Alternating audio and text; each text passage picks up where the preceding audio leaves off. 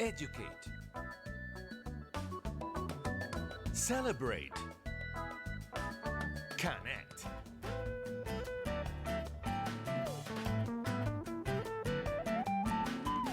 Arizona Hispanic Connection.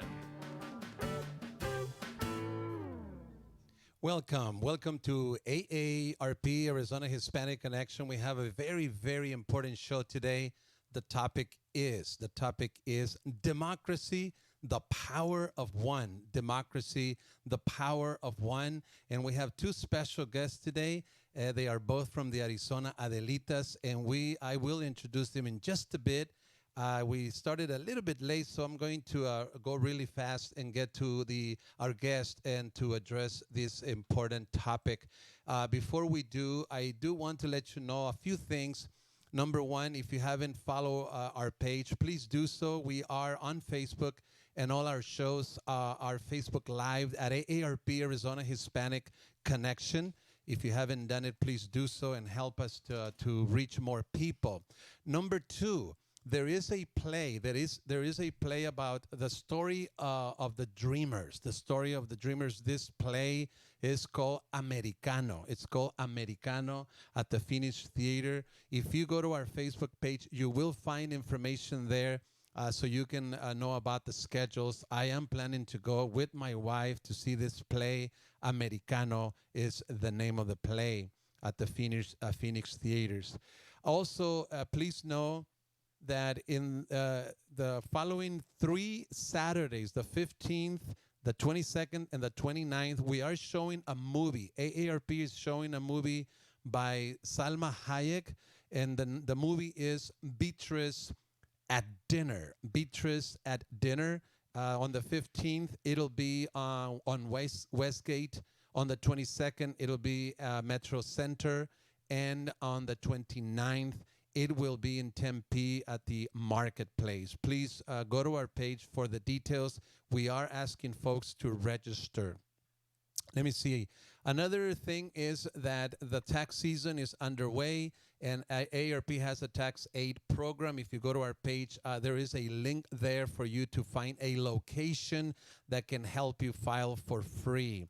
Last but not least, we are recruiting volunteers. We have a lot of things that we want to accomplish, especially the tax aid needs volunteers. The driver safety program needs volunteers. And of course, our efforts in 2020 for Hispanic Latinos is called the AARP Sites of Encounter. We have lots of activities. We are going to be showing Dr. Pete Dimas. Dimas is documentary. It's a documentary. It's not a movie. It's a documentary on the Arizona's Mexican heritage. He's got episodes 2 and 3 ready to go, and we will show them this year at this location sites. That is Peoria, Post 41 in Phoenix, and Tempe. We also will have painting events and also lunch and learns. So there's a lot of things that we're doing this year and for which we will need volunteers. All right, let's get to the topic today. This is our first program on democracy in 2020. And I want to make this public again that it was in partnership with the Arizona Adelitas that we decided to have these shows. It's going to be for the whole year, 2020. We know this is an election year, and they are helping us to put together this show. So I want to publicly thank again Jerry Pastor and Guadalupe Sosa. They are helping us. They are from the Arizona Adelitas, and I'm going to introduce them in a little better. But we have covered democracy in the 3 branches of government, in healthcare, in education, and in the voting process. By democracy, we want to repeat Abraham Lincoln's words. He says democracy is government of the people, by the people, and for the people. Today, the topic is democracy, the power of one. And here we go. To my right, Jerry Pastor. Jerry, thank you so very much for all the time that you invest in helping us put together these shows. I know how passionate you are about encouraging our communities to vote. So thank you for everything and welcome to our show. Thank you, David. Good to be here. How do you feel about this topic, democracy, the power of one? I think it's a very good topic in that 2020 is a year in which we are all going to participate. And we must know and commit to that participation. And it's not about a candidate. It is not, it's about what we do to control and to manage our communities, our neighborhoods, our community centers, whatever it is, whether it's a school board member or the Maricopa County Health Department, no matter what it is, we have a voice. The power of one is at the ballot, but it's also when you go to a meeting, speak up. Speak up, raise your hand. Whether you speak English or any other language, what difference does it make? Say it in your language and let others interpret. Amazing, amazing words. The power of one, and we also have Guadalupe Sosa. You two are partners in crime, huh, Guadalupe? I always see you together. First of all, thank you for being here and for the time that you devote to help us to put together these shows. And welcome. Thank you very much, David. I've enjoyed all the shows. I think I've only missed one, but I've enjoyed all the shows, the speakers that have come here to be part of the Hispanic Connections. And the purpose or the goal is to inform and educate people. And you've already mentioned in the education field, in the health field, in the elections and how we can participate. That's our goal with the Arizona Adelitas, is to bring it to the individuals and realize that down to the very basic level, we mentioned it before, a crossing guard where there's a busy street in front of your children's school. Who decides that? The school board. Who would have thought that? So that's the goal, is to inform and to educate. You know, I have to give you credit for many things, but for one is that obviously we understand that democracy of the people, for the people, and by the people, but it was through these shows that it kind of dawned on me that we basically, I use this phrase, we're bringing democracy from the heavens to the earth. It was through your, participation that I realized how practical democracy is. It doesn't have to just be a voting thing. It can be so many things. So help us understand. I know, again, with you, you've always stressed, especially you, Jerry, the power of one. Sometimes you will be behind the scenes and you're whispering, the power of one kind of thing. Why is that so powerful? Why is that so important? In order to answer your question, David, let me please share a little bit of how I became so enamored with the United States and the power of one, because my mother ran the first campaign in St. John's, Arizona, and she was the campaign manager for my grandpa, Rafael Nuanes, and he was considered, he had Latino and non-Latino blood, and he was güero and a big, tall, big man, and he decided he dared to run for sheriff in a Mormon Catholic community. St. John's? St. John's, Arizona. And so I've been around for a long time, and my mother, when I came here, because we lived right by the airport, all we did was she took me to stuff envelopes, and my mother walked door to door with every single tío. Because, when we move as Latinos, especially Mexicanos, we move together. Right. Prima, ahí está la casa allí, and it's perfect, and we can walk to each other. And then you move, café. and then you see a house for rent, and then you invite your friends to move with you. So all my tíos and my primos lived, we were living in the flight path of Sky Harbor Airport. And it was empowering. I could see. My mom turned out 99% of her district. No wonder why that power of one it's so, you feel so passionate. It means so much actually to you because from childhood you basically have seen it in action. And that's why I ask you, please, nanas, you have the ability, moms, you have the ability to actually influence your children. Take them with you. Right. Okay, if they're over 18, make sure they vote. That's your responsibility. That is the power of one. My mom, I do that with my children, even though they were raised in the political system. Right. No, it's still a reminder. Did you vote? Did you vote? Did you take your new 18-year-old? Did you go with him to show him what it's like? And that's what we have to do. But we are the leaders I'm convinced. of doing that. I'm sold. It really is. And make it exciting. Right. You know? Right. Make red, white, and blue cupcakes and hand them out. Right. Make it exciting and know the power. Great. Guadalupe, a tough act to follow. How meaningful is that phrase to you, the power of one, which again is the title of our program today, Democracy, the Power of One? My experience is, I worked for 19 years with the Senate, the Arizona State Senate Democratic Caucus. And there have been stories, and it may have happened even when I was there, but there were stories where a legislative district, the election was even. And it's not in the Constitution or in statute. It may be now, but what they did is they drew cards. And whoever drew the highest card is the one that won. And so you can imagine if one of them had gotten one more vote, that would be the victor. Wow. And we have many instances where it's 80 ballots or votes or maybe 100, but where the elections are so close. And so the power of one, and I think I read where if we have one person contact 5 and those 5 contact 5, that's 25 people. And those 25 people become 75 and so on and on and on. So the power of one is just beginning, whether it be, I'm going to teach you how to cook Mexican food. I'm going to teach you how to speak Spanish. I'm going to teach you where you came from. It's all the power of one. And not to be sexist or anything like that, but reverse chauvinism. But it is the women. The women really decide a lot of things in the house. And yes, the man may want this car, that truck, whatever. But the woman, this is what we're going to eat. This is how we have to pay our bills.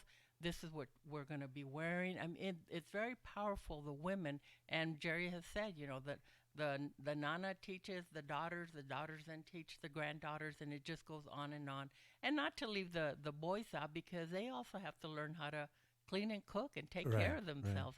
And so that's the power of one is very, very important, because it's a snowball effect. Right. And if you just sit there, I'm not going to talk to anybody, I'm just going to go vote. Why even bother? You have to bring somebody along with you. Definitely. And the AARP did a survey. It's called She Is the Difference. That's basically how the survey was called. AARP was part of that survey. And in that survey, they literally surveyed women, especially 50-plus women. Yes. And it is unbelievable how women 50-plus vote in the 90s. 90% of women 50-plus vote. This is amazing, isn't it? Unfortunately, that percentage includes a lot of very conservative women who go out to vote on a regular basis. So if we as women, Latinas, all of you, whether you're a nana or a mom or a tia, if we're not out voting, then we're not matching their vote. And guess what? We don't get anything for our neighborhood. The city council race is up this year.